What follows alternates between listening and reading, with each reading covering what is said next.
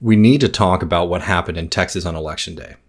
Going into these elections, there were lots of big claims being made that because of frustration and huge turnout, the state would go blue for the first time since 1976. That didn't happen. In fact, it was one of the worst defeats for a Democratic presidential candidate in the state in years, and we gotta talk about why. Not only was it a defeat at the top of the ticket, down-ballot was an absolute disaster for the Democratic Party. There was a lot of hope that Texas Democrats were going to be able to flip the State House of Representatives, which would have a huge impact not just on the politics of the state, but would have a massive impact on the upcoming redistricting of the state of Texas. They were hoping to pick up 9 seats to flip the State House. Instead, with the results that we have today, it appears that Republicans, in fact, actually picked up a seat. And in the race for the Railroad Commission, which is one of the most important environmental positions in the country, since it regulates the Texas oil and gas industry, Jim Wright, an absolute ghoul who runs an oil field waste services company, won that race by 53.2% to 43.3%. What happened? Well, first of all, there was an over-reliance on the Suburban Strategy. And the second aspect was that the Democratic Party and Joe Biden did not fight for the Latino vote in South Texas. There's no doubt about it. The Biden campaign failed miserably here. Not because Trump is going to help people in these communities, but because the Biden campaign was much more interested in trying to woo wealthy suburban voters than in showing up for working class communities. Biden's suburban strategy failed, and the only path forward is building and supporting organizers and activists who are fighting to build working class politics in Texas, a working class politics that has a vision of the future that meets people's material needs.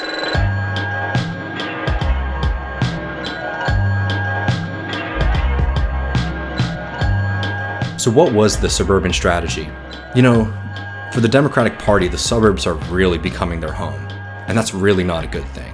In their now decades-long pivot towards affluent voters instead of fighting for working class voters, the Democratic Party is pushing for politics that address the class interests of the upper middle class instead of fighting for working people.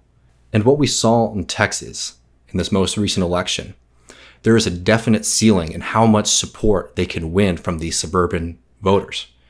And it's not worth ignoring working class people to get those votes. Put simply, it's just not a path to victory, and the consequences of that kind of politics are dire. Let's look at what happened in the Texas border region. It needs to be noted so nobody gets the wrong impression.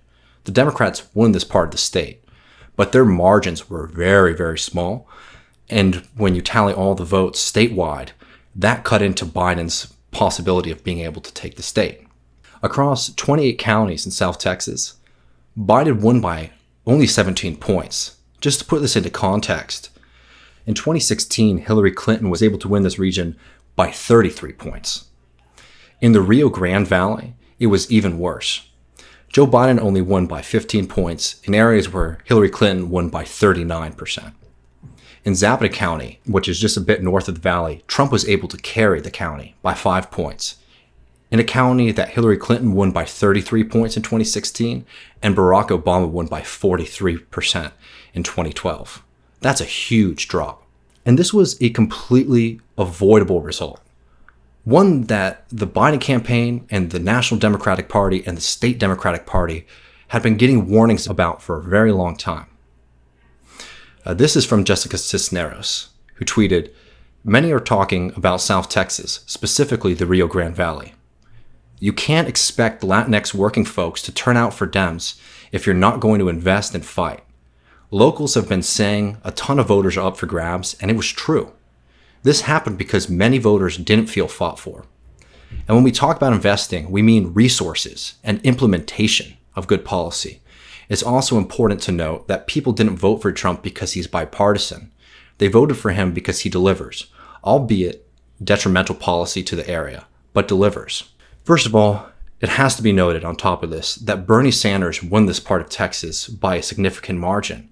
And he won it by talking to people about things like Medicare for all, a higher minimum wage, and a robust Green New Deal.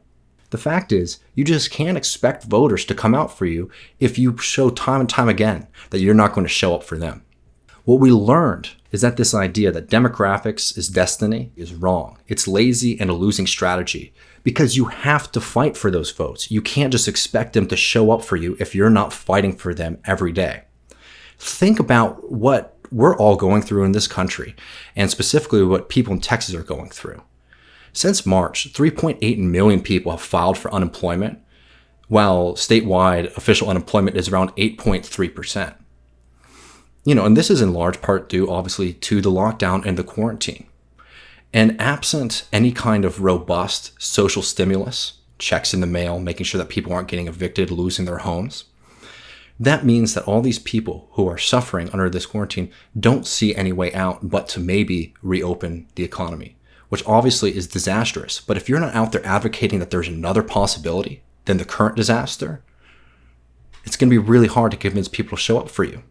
Socialists and progressives must keep this in mind. The most fundamental aspect of capitalism is that we are all dependent on the market to get our basic necessities. So when the economy shut down this year, working people had a much harder time bringing in income to pay their rent or to feed their families. It should be no surprise that Trump's stance on opening up the economy was able to resonate with some workers of all races and genders. The fact is this. The Democrats should have been able to run away with this one because the Donald Trump strategy for dealing with the coronavirus is disastrous.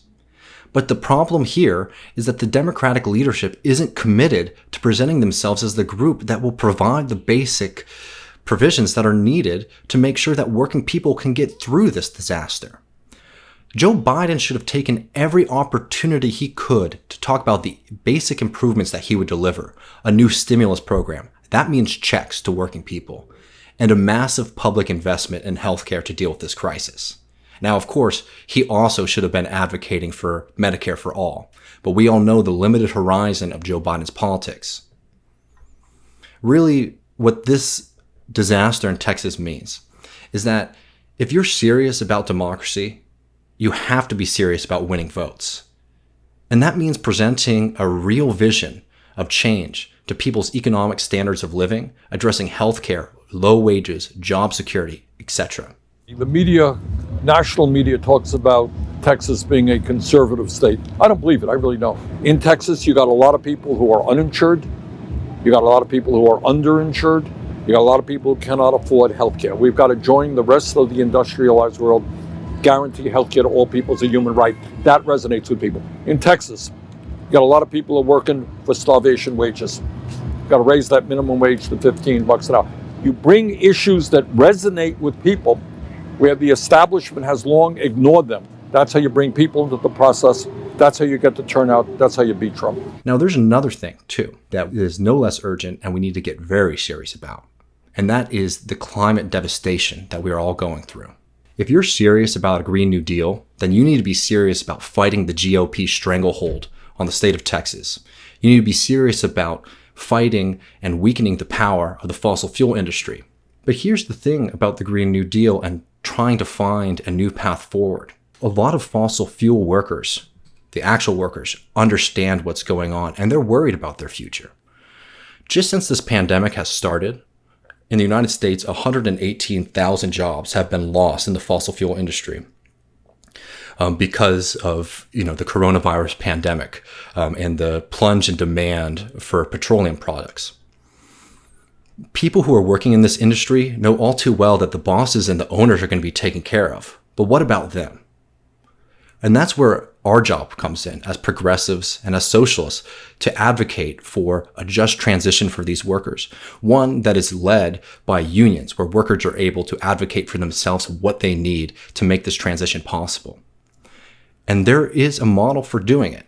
Check out this interview with Ryan Pollock, who's a union member who was able to get the Texas AFL-CIO to support a measure to support a federal environmental policy that included a very robust just transition.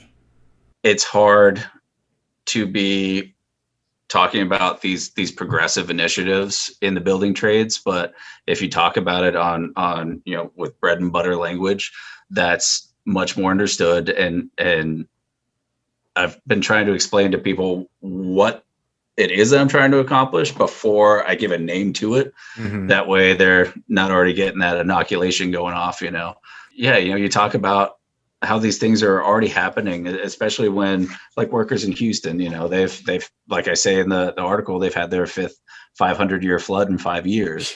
It's very real right now. In my local, I'm an organizer here now. I'm on staff, and we're getting a lot of oil field workers coming over here because their jobs are going away. They don't expect them to come back, and they're not willing to bet on that. They want to change. So look, what happened in Texas in this most recent election was a real disaster. And it was proof that the Democratic Party's strategy of trying to woo suburban voters, ignoring working class people, and believing that they don't have to advocate for people, that they don't have to fight for votes, specifically with Latinos, we found that that was a losing strategy. But there is a path forward for progressives who are going to advocate for a ambitious pro-worker politics. We're seeing that with a lot of great organizers and activists across the country and in the state of Texas. And we saw that possibility with the Bernie Sanders campaign. The Biden strategy, however, that's a dead end.